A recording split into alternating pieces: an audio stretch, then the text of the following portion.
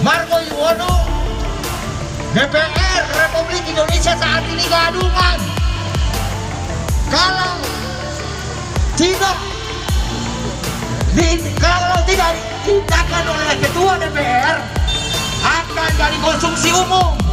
Tanggung jawab, akan ada kegaduhan nantinya. Bahwa negara Republik Indonesia, presiden gadungan, polisi gadungan, jaksa gadungan, hakim gadungan. Kami prihatin kepada bapak-bapak kita yang selama ini bertugas tidak sah di Republik ini.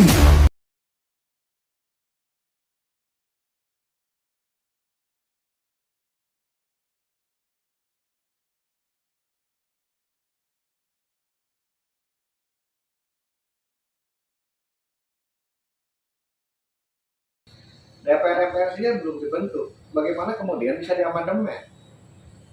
Dasar apa undang-undang itu bisa diamandemen? Dengan syarat ketentuannya belum terpenuhi. Nah, tiba-tiba ada muncul undang-undang yang katanya amandemen, tetapi dalam hierarki hukum pun tidak diakui undang-undang amandemen itu. Kan konyol pada saat secara hukum tidak diakui, tapi kemudian setelah pelaksanaan dipakai. Apa nggak konyol itu?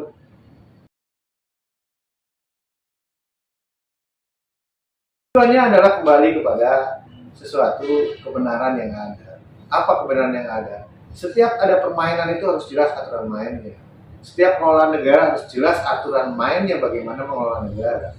Sehingga peran dan fungsi masing-masing yang terlibat atau stakeholder yang terlibat dalam upaya sebagaimana mewujudkan dalam Undang-Undang Dasar 45 dan pembukaannya bisa terwujud.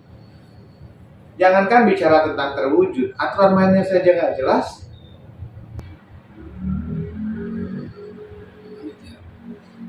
Apakah Anda Bukan diduga lagi, saya pastikan itu palsu. Mengapa? Hasil BPUPKI jelas di situ. Berapa bab, berapa ayat, berapa pasal, jelas di situ aturan peralihan, aturan jelas. Yang hari ini kita gunakan juga jelas. Mengenai data, saya siapkan datanya. Nanti akan saya siapkan di mana palsunya.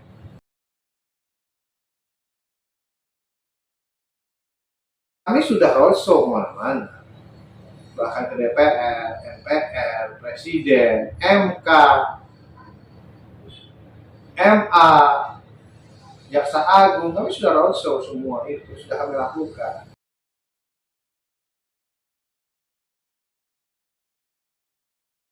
Saya menyampaikan kepada Kapolri waktu itu mengadukan adanya pemalsuan Undang-Undang Dasar 45.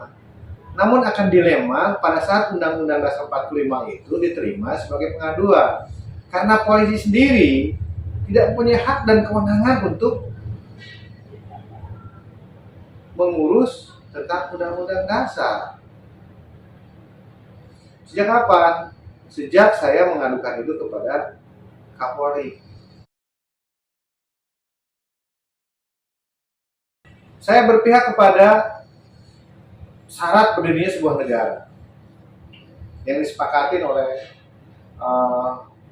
kita semua sebagai salah satu negara yang mempunyai organisasi di dunia.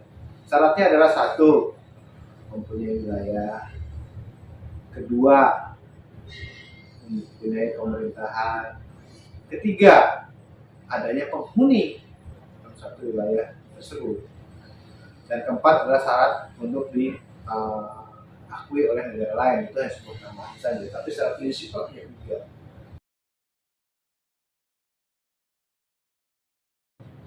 Persoalannya nggak mendukung atau tidak mendukung. Ini persoalan adalah tugas hidup bagi semua orang yang ingin menegakkan sebuah aturan main yang sesuai.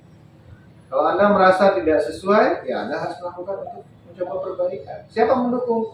Karena ini tidak dipublikasikan, tidak dibuka ke masyarakat, dampak dan lain sebagainya yang terjadi hari ini. Jadi saya tidak mempunyai pendukung. Pendukung saya ya semua pihak yang akan kemudian sadar bahwa hukum itu sudah melenceng jauh dari apa yang disebut aturan main.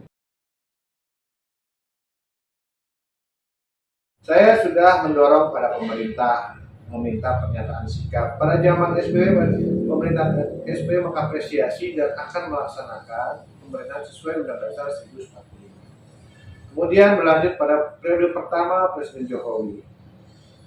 Ya, Presiden Jokowi memberikan respon yang baik melalui Sekretariat Negara. Berbagai hal sudah dilakukan, dan terakhir Presiden membuatkan sebuah lembaga untuk kami lakukan agar ada terjadi komunikasi hubungan dua arah yang baik dalam membantu perbaikan aturan tersebut.